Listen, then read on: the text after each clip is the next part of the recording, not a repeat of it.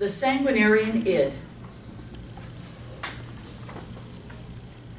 Hale followed the path Cale took to the caverns. Heavy rain dominated the weather for the rest of the week. The combat boots she wore sank 5 inches deep into the mud and softened leaves.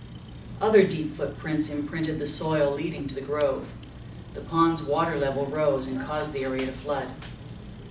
The water was black. The ends of the banks mixed with the silt. She moved steadily into the pond. The texture of the water seemed odd to her as she moved inward. The water was like viscous slime as it swirled and wrapped around her. Something caught her foot. She moved her hand down her leg to grab her boot. She couldn't decipher what latched onto her. It seemed like an old root. It wrapped around her ankle. Its edges were hard and pointy. Her fingers kept slipping because of her gloves. She pulled her glove off between her teeth and pushed her hand under the root. The rain fell harder. "Come on," she said, jerking her arm. She snapped the root in half and pulled her leg to the surface. She climbed up the boulder and tried to push away the top rock that concealed the entrance. It didn't move. She tried again. The rock would not budge. She kicked the rock and shouted, "Is anyone down there? Can anyone hear me?" The rain fell harder. She shouted again, "Can someone push from the other side?" Her voice dissipated under the rain. Someone screamed, "Help me!" Hale darted around. A gargled voice strained from the other side of the rock, "Help me!" She slid down the boulders. Her legs sunk into the ground below. "Please, where are you?" a man cried. "I need help." "Hang on!" Hale searched around the boulder. No one was there. I can't find you." "I'm over here," he called out. She ran back around. From the furthest corner of the rocks, a man bobbed in the water. He was struggling to keep his head above the oozing mud. He waved to her. "I'm here." She moved closer to him. "I've got you," she said, grabbing his arms and shirt collar. His mouth gaped open in terror. "Wait, wait, wait," he screamed. "What?" "I can't move any farther," he told her. "I'm stuck." "On what?" she asked. "Under the rock," he replied. "I'm stuck under the rock." "How did this happen?" "Never mind how. Listen carefully. I need you to dig under me and pull out my legs." With a fervent nod, she slid next to him. She clawed her hands through the mud. Did you reach them yet?" he asked. "Not yet. Please hurry."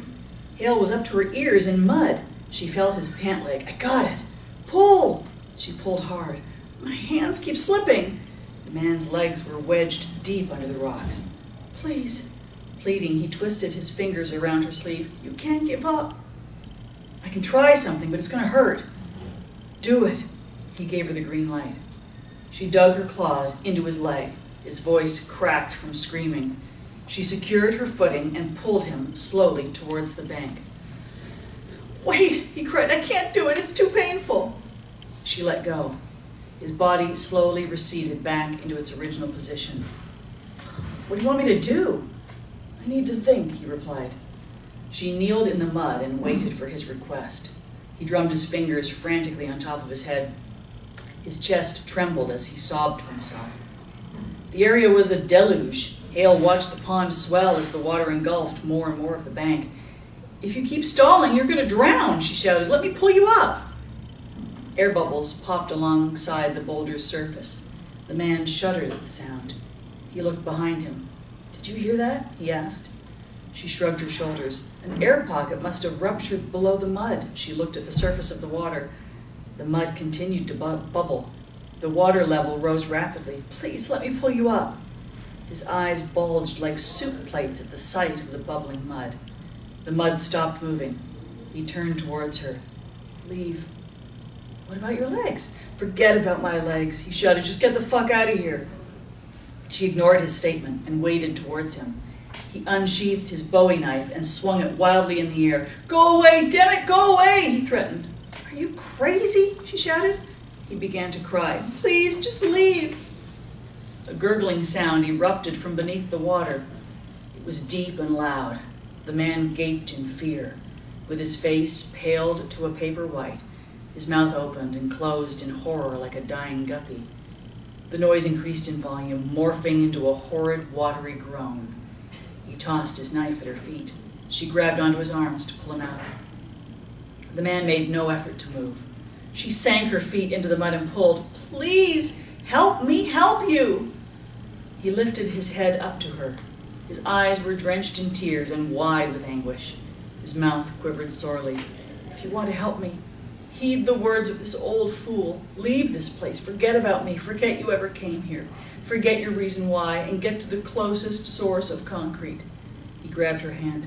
"Take the knife. Stay away from the water banks." Those were his last words. His body was yanked underneath by a boulder. The pull's tension and the sharpness of her claws severed the man's hands from his body. She flew backward. The severed hand fell into her lap. The air thickened with danger. She flung the hand back into the water. Something swallowed it from beneath the surface. Screaming, she grabbed the knife and ran from the boulders.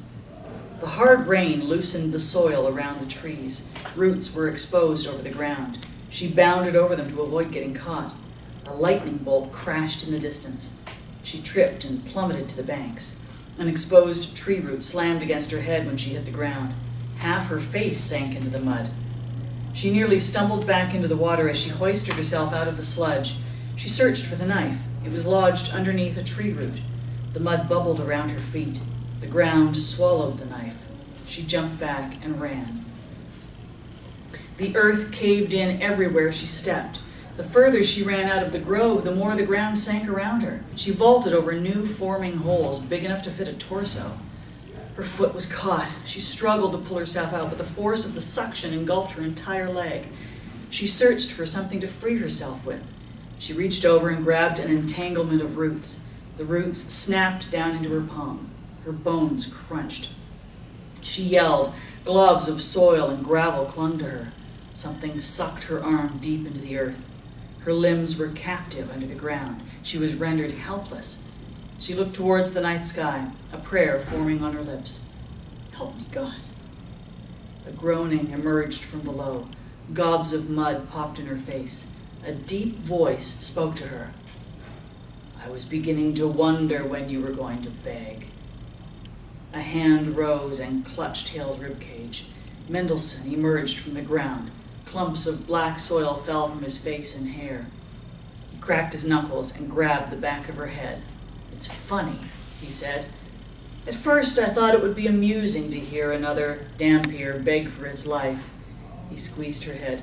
"But hearing you plead sours my taste buds." She spat in his face. He chuckled. "Inches away from a potential death, boy, and you still aim to disgruntle your attacker. You'll do perfectly." He slammed her forehead against a gnarled tree root. She blacked out.